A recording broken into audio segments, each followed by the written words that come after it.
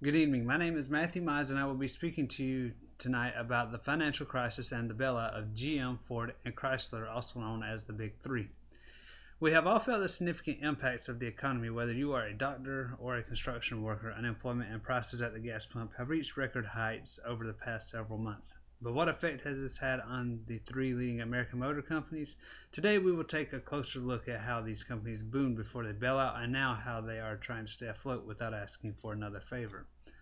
General Motors, also known as GM, was founded in 1908 and once was known as a leading powerhouse in automobile production. In the 1920s, GM led the industry in production, design, and marketing.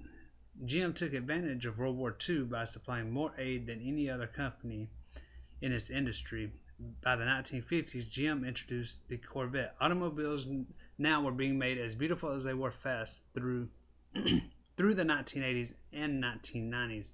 The company expanded globally. In the 2000s, GM was still doing very well. By 2007, GM introduced several different vehicle models to save on gas. However, this was a little too late for the crisis coming in 2008. Before we speak about the crisis, I would like to speak more about the other two of the big three, Ford and Chrysler. Ford is no newcomer to troubling times. The company was founded by Henry Ford in 1903. The company fought through the Great Depression, the 1950s with its neglect from its founder, and the 1970s and 80s behind its main competition, GM. The 1990s shined a new light on the company until late in the decade in 1999. Turmoil would strike again in 2006 with a deeper cut of the company unemploying over 44,000 employees due to low profits. This unemployment would continue to haunt the company through the upcoming financial crisis. Now we'll move on to Chrysler and their history leading up to the crisis. Chrysler was founded in 1925. In the company's early years, the company was a leading innovator. With leading innovations along with GM, this allowed the company to place its automobiles into different classes by their price and models. Although by 2001 the company had to shed a majority of its models produced, from 2001 to 2009, Chrysler, Jeep, and Dodge have been the only marques under the Chrysler logo. Next, we'll learn what happened to the Big Three and their struggles during the crisis. With fuel prices reaching record heights, this began the steady fall for the Big Three. Consumers turned to much more fuel-efficient vehicles. Majority of these fuel-efficient vehicles were made in foreign countries like Toyota, Honda, and Hyundai. With so little time and so many losses, the Big Three had no choice but to file bankruptcy.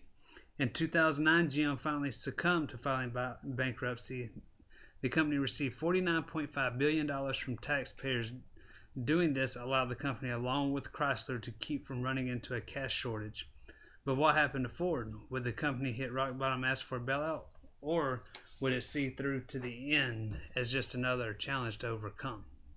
Next, we will learn how Ford embraced such a troubling time. At the beginning of the recession, it seemed Ford would succeed without asking of any favors from the government.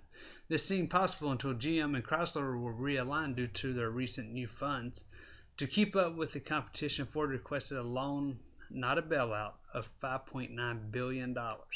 This allowed the company to restructure itself and bring new fuel-efficient vehicles for the upcoming years. In April 2009, Chrysler fell with the recession and filed for bankruptcy. Filing for bankruptcy shut down 75% of its running dealerships. Filing bankruptcy led to the company to be known as the New Chrysler. The New Chrysler had to return a debt of $6.6 billion back to its old corporation, Chrysler LLC. Now that we've taken a look at the history of these three companies and the results of the bailout, let's take a look at how they will stack up and progress into the future. At present time, the future of the Big Three is uncertain. Chrysler has signed a portion of its company to the Italian automobile manufacturer Fiat. Given the current situation of GM, if trends do not change, then the company could be headed for bankruptcy once again in the upcoming years. Ford, on the other hand, looks to be doing rather well. Since Ford did not file for bankruptcy, the company has been able to spend money on its evolving new platforms. Ford is now evolving new hybrids and electrical vehicles set to hit the road in 2015, Within the upcoming years, car buyers will see a change in auto trends from the early 2000s of the era of the trucks and SUVs to the future era of electrical vehicles and onto hybrids capable of getting 100 miles plus to a gallon of gas. Today we have taken a look at the big three financial crisis and bailout of GM, Chrysler, and Ford. We now know how they came to be such leading competitors and how quickly times can change. Thank you for listening, and I hope you have enjoyed this speech. This is Matthew Mize. Thank you.